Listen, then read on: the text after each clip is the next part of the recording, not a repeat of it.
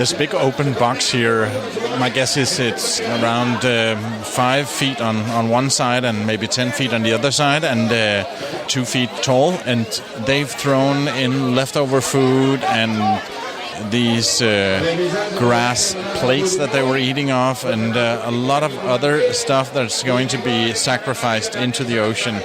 Underneath it, there are big poles of bamboo. Oh, now the music starts. And then it's going to be carried down to the ocean, where it's going to be sacrificed into the ocean. Bali, one of the most popular tourist destinations in the world. The land of ancient temples, stunning beaches, lush rice terraces, and some of the friendliest people you'll ever meet. It's an island in Indonesia, a place where tradition and spirituality blend seamlessly with the modernity and tourism. A place where you can sip a fresh coconut while watching the waves crash on the shore and explore century-old temples nestled among the hills. Join me as we discover the island, meet its people, and immerse ourselves in its vibrant culture as we attend a unique religious event where tourists aren't welcome. Get ready for an adventure you'll never forget. My name is Palabo, and this is a brand new season of the Radio Vagabond, Bali's Hidden Rituals, a once-in-a-decade Hindu ceremony. This is the Radio Vagabond. It's late afternoon on a Friday here in Bali. I've been on my scooter for a bit. I've driven a little bit north of Canggu, where I'm staying, and I'm by the ocean, and I'm about to meet a local guy named Wayan. And on my last drive, he invited me to this. I don't know exactly what's going to happen tonight, but he said that this is one of the most religious Hindu festivities of the year here in Bali. And he says, I don't even know what it's called in English. I only have the Balinese name for it. But he invited me here, and it's something that tourists can't go to. And he said that it was okay that I came to do a piece for my podcast about it. So I'm really, really looking forward to that. And I'm supposed to meet him here in a couple of minutes. Welcome to a brand new season of the award-winning travel podcast, The Radio Vagabond. Yeah, you heard that right. Award-winning. More on that later. I know I've kept you waiting for a while, but that doesn't mean I've been just doing nothing, relaxing in a hammock. Apart from these regular travel episodes, I'm rolling out a fresh new thing on the Radio Vagabond. I call them Vagabond Shorts, and these are compact 10-minute episodes packed with quick, handy travel tips and ideas, perfect for planning your next getaway. I'll tell you more about what that is all about at the end of this episode, so make sure you listen to everything. And now, into this week's episode from Bali, supported in part by Hotels25.com. As you know, it's a website that helps you find the best deals on a place to stay, no matter where in the world you are. Hotels25.com. There's a group of locals gathering for a photo shoot. I'm on the beach in Sese, north of Canggu in Bali, about to meet my new friend Wayan. Where are you from? Denmark. Denmark? Oh, far away, huh? Yeah. Where you first time come to Bali?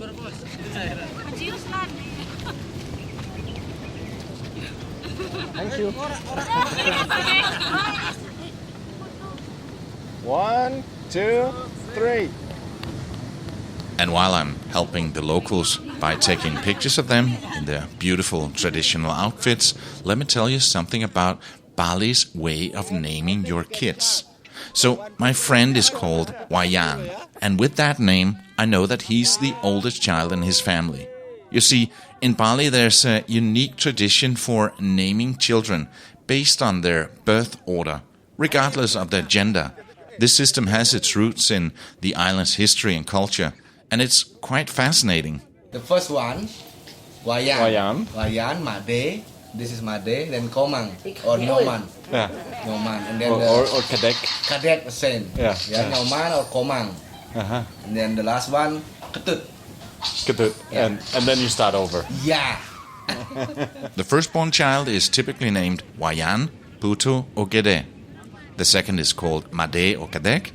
The third one is known as Nyoman or Komang, and the fourth is named Ketut.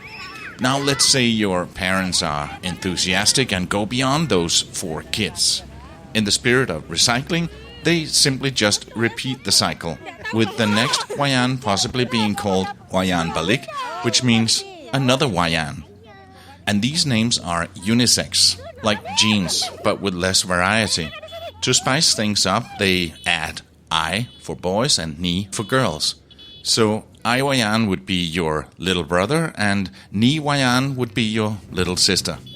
So that's how I know that Wayan is the big brother in his family, and that Ketut, the old man in the Julia Roberts movie, Eat, Pray, Love, was a little brother. How long have you been here? 10 minutes. Okay. You need me to take... After having been the official photographer for the group of locals, my friend and driver Wayan picks me up. Not in his car like he normally does, but on his scooter. And that's good because I also have one. It's something most of my nomadic friends did when they got here to Bali, so I also decided to have one. Renting a scooter is simple. Just show your ID, hand over a small fee, and you're on your way, weaving through Bali's dynamic streets and scenic backdrops. But be careful, traffic can be unpredictable. So if you choose to get one here, always stay alert and wear a helmet. It's not only safer, but it's also the law. The roads are often busy with a mix of vehicles, so really be careful, especially in the tourist hotspot like Canggu and Ubud. I have several friends that have had smaller accidents.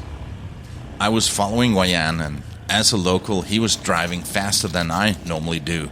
But after 5 minutes, we arrived at his home and got into a small courtyard where I met his wife, mother, and kids playing.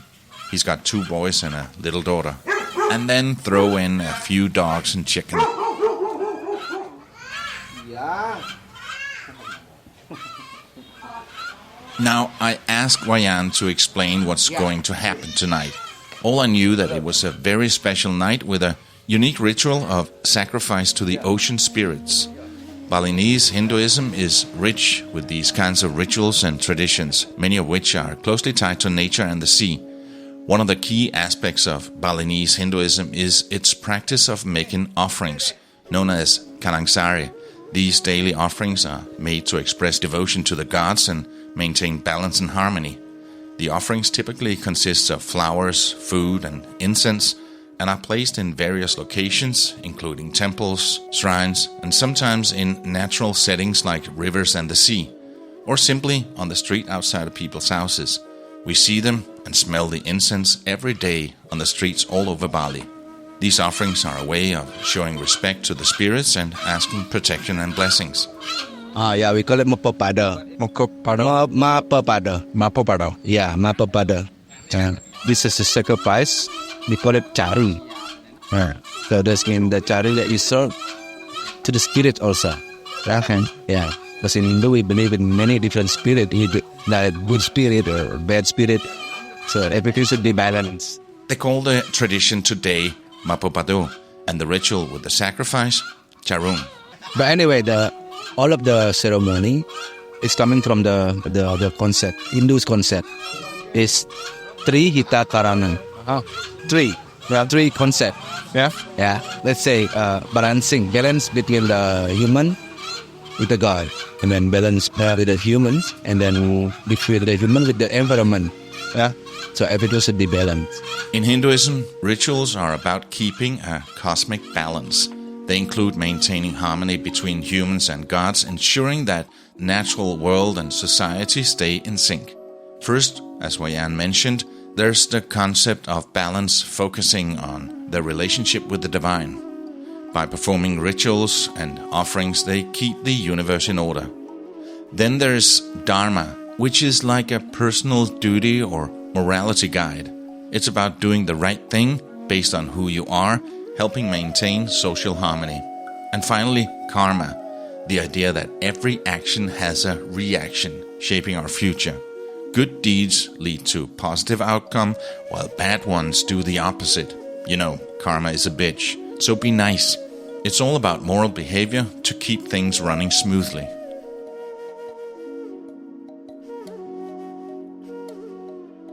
Wayan tells me more about today's tradition. There's going to be a procession after dinner in the main street, and then silence for an hour. And a lot of preparation is going into this event. Okay, then this morning we start to do everything. So everybody work together in one place, in one area. And everybody has own job. It's a bit hard work. And also, after the procession, we will have like a silent for tonight. Yeah, maybe for an hour. No light class.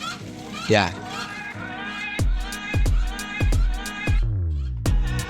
The ultimate destination for armchair travelers who are looking for inspiration to get out into the real world and let loose their wanderlust.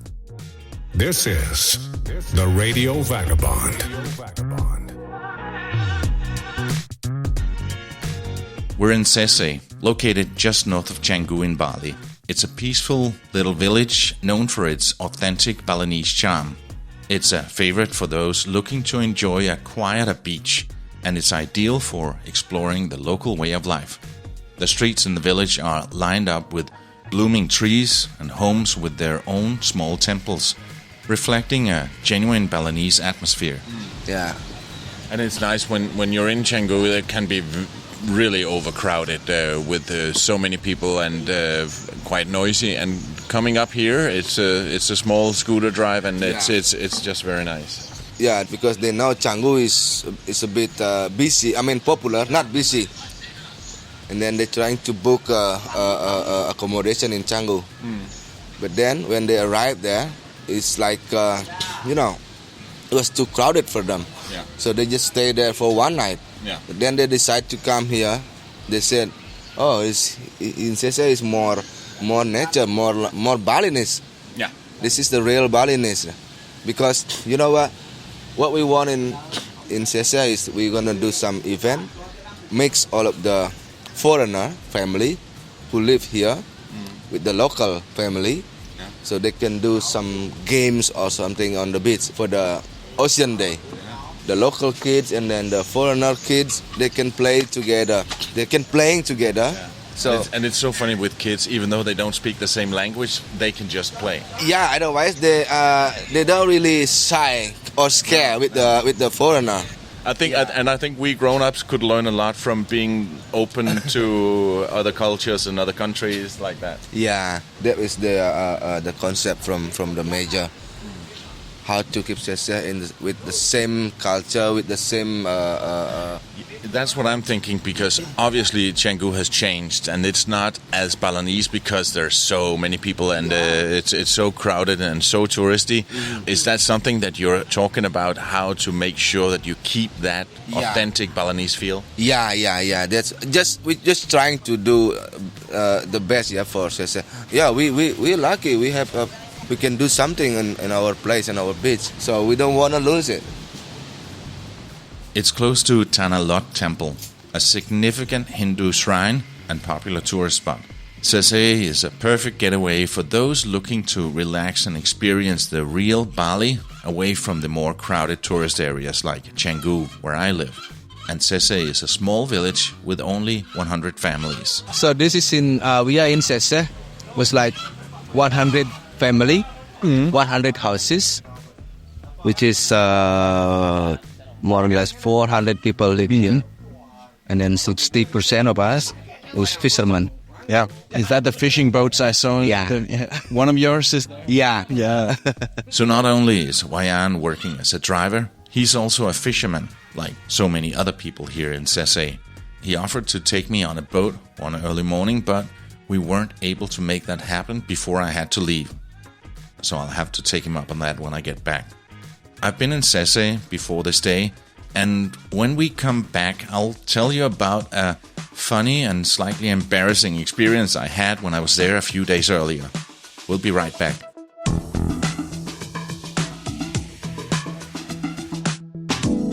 The Radio Vagabond. Gotta keep moving. Now I'd like to take a minute to talk about something that is close to my heart. Remember my visit to Ukraine in October and the 5 episodes I did here on the podcast from that visit? It was eye-opening, and it's clear that they need our help. That's why I'm spotlighting the NGO Disaster Tech Lab, DTL, and their Ukraine Relief Mission 2024, and I'm urging you to support the great work they do. DTL has been providing aid to Ukraine since shortly after the start of the war, and in February 2024 they're stepping up in a big way in Ukraine. As you know, the situation is getting tougher with more rocket attacks and the crisis deepening, and over 7 million people have had to flee their homes. Their mission is a lifeline, especially for kids and the elderly. They're planning to bring crucial aid, set up reliable internet, and provide IT gear, things that are essential for effective relief efforts. Why back Disaster Tech Lab? They're not just experienced and effective, they ensure that your donation truly make an impact. With a skilled team ready to distribute aid and set up communication systems, they're doing what they excel at. Impressively, 95% of every donation goes directly to aid. They need 12,500 euros for this mission, so every donation, big or small, counts. Your support could change lives in Ukraine. We're talking about helping those in dire need. Donate by going to donorbox.org/Ukraine-relief-mission-2024. I've also put the link in the episode notes. Anything you can give is truly appreciated. Thanks for being awesome. This is the Radio Vagabond Podcast.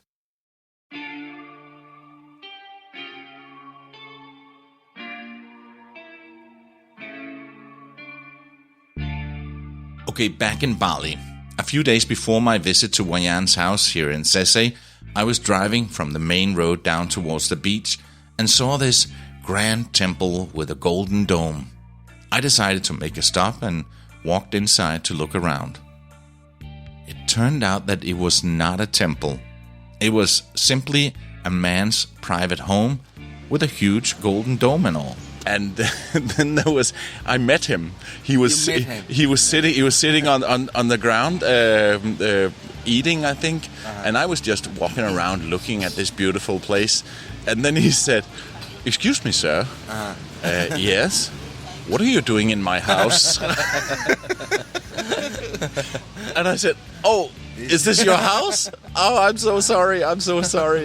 Then I walked out. Yeah. But he seemed like such a gentle, nice man. He's a really nice guy. He's a really nice guy.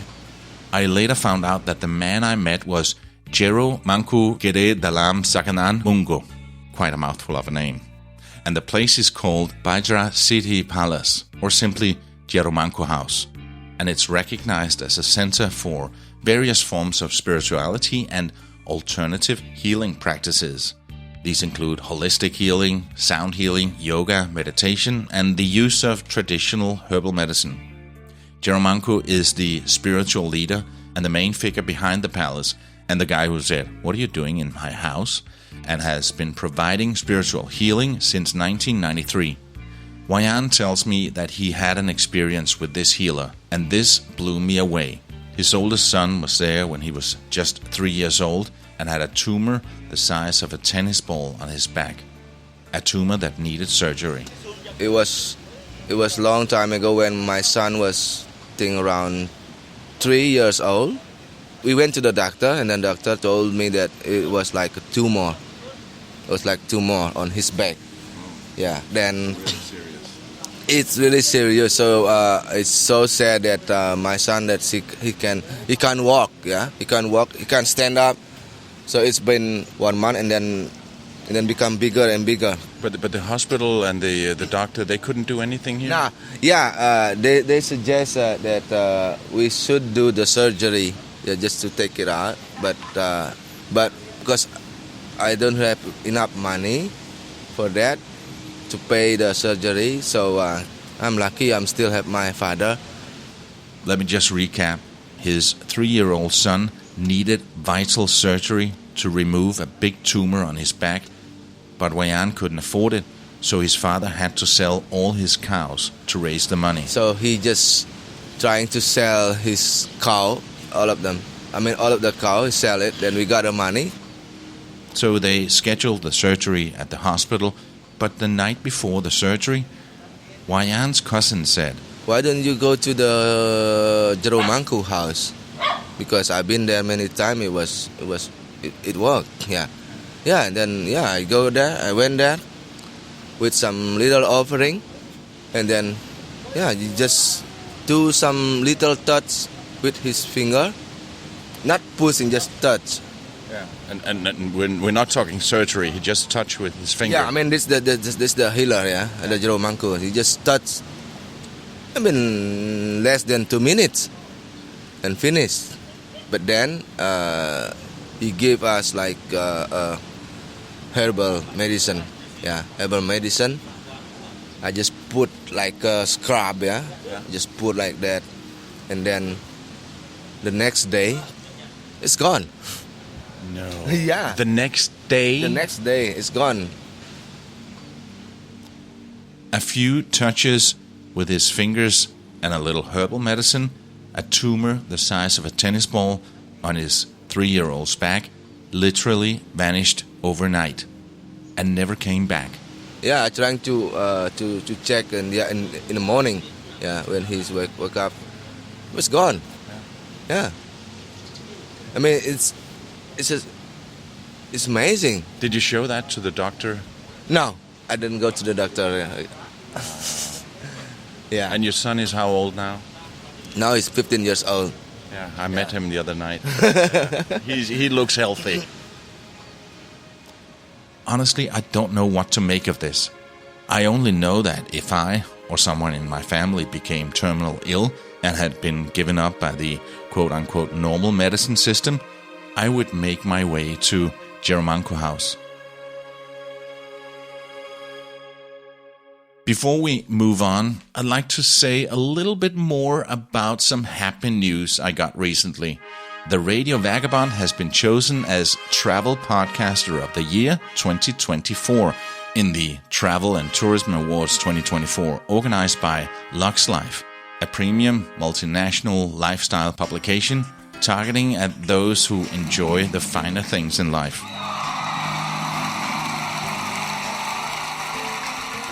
It is such an honor, and I really want to thank you for listening. I couldn't have done it without you. Now back to Bali.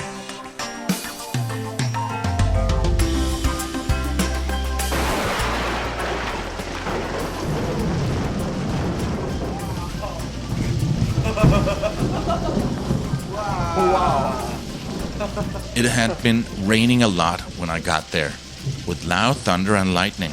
I had to stop my scooter halfway and put on a raincoat. It started just as I was getting on the scooter. So I had to stop and take the raincoat on.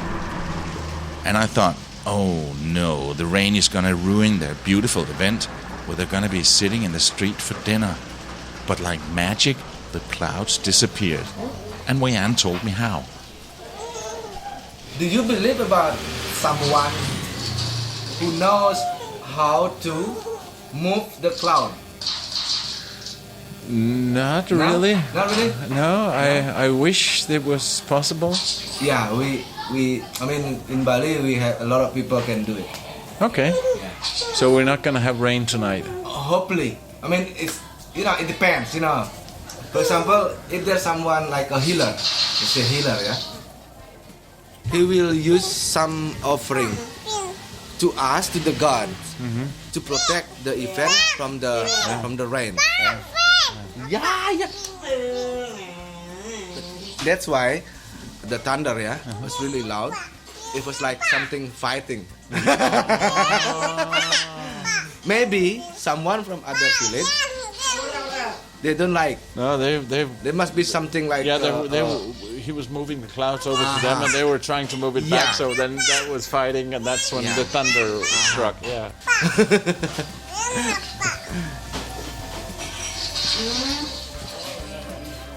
As we're sitting in the courtyard playing with his little daughter, Wayan tells me about how they believe in reincarnation. Boleh diminta?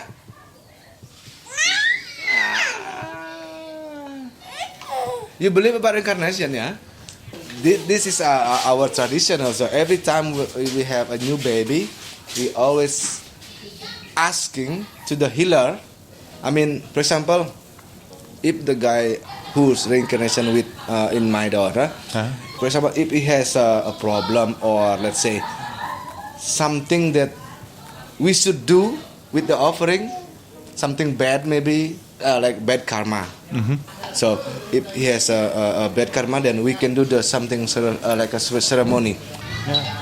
We believe it. When you say that they were from the same, were they from the same family? Or? The same guy. From the same guy. Yeah. My daughter was three. My grandfather. Yes, yeah, great grandfather, and then also my father. So in Hinduism, they believe in reincarnation, where your soul gets reborn after you die. This cycle of being born, living, dying, and then being reborn again keeps going on. A big part of what decides your next life is your karma. Again, if you're doing good things, you get a good karma and a better life. And if you do bad things, you get a bad karma and could come back as anything less fortunate as your current status. Maybe a pesky mosquito buzzing around and being swatted at, or a donkey carrying heavy loads all day. So the idea is live a good life now, improve your karma, and you're on your way to eventually reaching that peaceful state of moksha, where you feel super peaceful and happy. And this peaceful, happy feeling lasts forever in moksha. So, I'm gonna give you this sarung. Before heading to the street where Wayan and his family would have dinner with the other families in the village, he dresses me in traditional clothing. You know how to do it? No. No? Okay. First, a sarong, a staple of Balinese traditional wear for men. Can you hold it? Yeah. Put more higher. It's a long piece of cloth wrapped around the lower part of your body, reaching down to your ankles. Can you hold it? This one. Hold it. No, this. You can hold it. This. Yep. And on my head, a udeng. It's a piece of cloth tied around your head in a distinct fashion. The style of tying a udeng can vary depending on the type of ceremony being attended. I'm here in Bali, and I've been invited to take part in a very traditional thing. It's a very sacred Hindu tradition that they only do once every 10 years. And no tourists are allowed, but I was invited because I have this microphone and this podcast, and my good friend Wayan, he invited me here, so I just been to his house, and he gave me this traditional thing on my head, and also I'm wearing a sarong. Yeah, you can't see it, but I'll show you later. Yes, I'll show you later. Well, in fact, now, go and see the pictures on the radiovagabond.com in the blog post for this episode. Okay, now the whole thing is about to start, and I've been asked to just step on to one side here. They blocked off the street and put in some kind of roof over the street, and just in case it's gonna rain, and then. All the people here are sitting down on the ground on mats with small tables, and there's a guy walking around with a microphone explaining what's going to happen. Wayan and his family, they're sitting down right now with his two sons. His youngest girl, his daughter isn't here, and his wife isn't here, but his mother is here, and his two sons, and it all looks very, very festive. A bit more about the ritual. According to Balinese Hindu mythology, the sea is protected by Ratnakara, and in the ceremony they will be offering some meat, the black cow as Wayan calls it, to this ocean Ratnakara, so he'll keep the fishermen safe and give them a lot of fish. The offering from the black cow is we serve to Sanghyang Ratnakara. So Sangyang Ratnakara stay in Segaro. Segaro, that means the ocean. And then the function of this ritual is to protect the people from the disease, like what I told you before. This ritual can be every 5 years or every 10 years.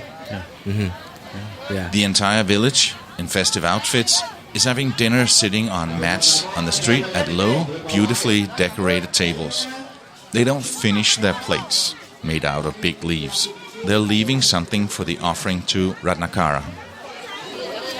Everybody's done eating now and have got up and cleaning out the small tables. And now we're about to go to the ocean where they're going to make a sacrifice by throwing some things into the ocean.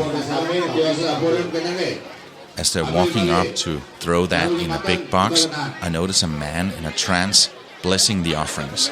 This big open box here, my guess is it's around 5 feet on one side and maybe 10 feet on the other side, and 2 feet tall, and they've thrown in leftover food and these grass plates that they were eating off, and a lot of other stuff that's going to be sacrificed into the ocean. Underneath it, there are big poles of bamboo.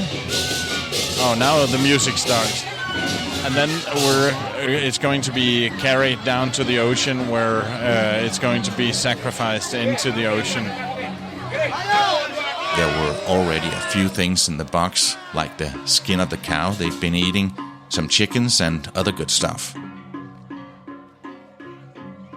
As we're walking down towards the ocean in a very festive procession with the box carriers leading the way, let me remind you that this episode is supported in part by Hotels 25, a website to help you find the best deals on a place to stay. It's called Hotels 25. So we're at the beach now. The big box, it seemed very heavy, and I think around 15 guys took it on their shoulders, and first they did a few rounds on the streets, and then they were walking really fast down to the beach.